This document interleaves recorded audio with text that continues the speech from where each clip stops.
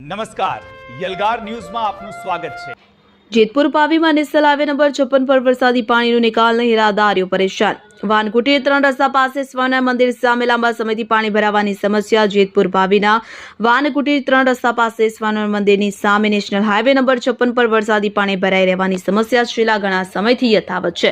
વરસાદી પાણીના યોગ્ય નિકાલની વ્યવસ્થા ન હોવાના કારણે અહીં 24 કલાક પાણી ભરાયેલું જોવા મળે છે। સ્થાનિકોના જણાવ્યા અનુસાર આ સમસ્યા અંગે વારંવાર રજૂઆતો કરવામાં આવી હોવા છતાં સંબંધિત તંત્ર દ્વારા આજ દિન સુધી કોઈ કાયમી ઉકેલ લાવવામાં આવ્યો નથી। પાણી ભરાઈ રહેવાને કારણે વાહન ચાલકો તેમજ રાહદારીઓને અવરજવર કરવામાં ભારે મુશ્કેલીનો સામનો કરવો પડી રહ્યો છે।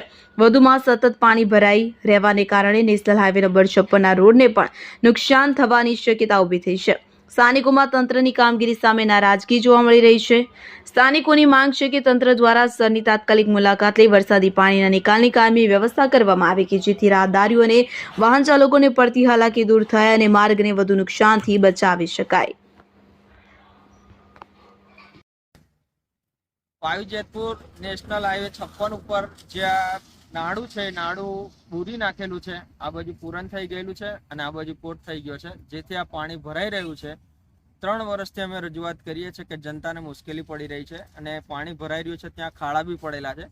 તો વારંવાર અહીંયાથી છોટાઉદેપુરના અધિકારી, પાવી જેતપુરના બધા ગવર્મેન્ટ અધિકારીઓ બી અહીંથી અવરજવર કરે છે, તો શું એમને દેખાતું નથી આ કે નથી એનો કોઈ નિકાલ કરતા? 3 વર્ષથી અમે લેખિતમાં અરજી બી આપેલી છે આરએમબી વિભાગને, તે હજુ સુધી કોઈ એનો નિકાલ આવ્યો નથી। તો તંત્ર કઈ નિંદરમાં ઊભી રહ્યું છે, કઈ સમજ નથી પડતી। જનતા કેટલી હાલાકી ભોગવી રહી છે। અધિકારીઓ કોઈ જોવા માટે આવ્યા હતા ખરા? અધિકારીઓ જોવા માટે ગયા વર્ષે આવ્યા હતા, તે પછી અહીંયા આગળ જીસીબીથી ખાડો ખોદીને નિકાલ કર્યો, તો આ વર્ષે કશું કર્યું નથી। ત્યાર પછી આ સાલ તમે કોઈને રજૂઆત કરી છે? ચાલુ વર્ષે 3 વર્ષથી રજૂઆત કરી રહ્યા છે, પણ આ લોકોને કોઈ જાતની પડેલી નથી ને કોઈ વસ્તુ ધ્યાને લેતા નથી। આપનું નામ? રાઠવા જિગ્નેશ કુમાર।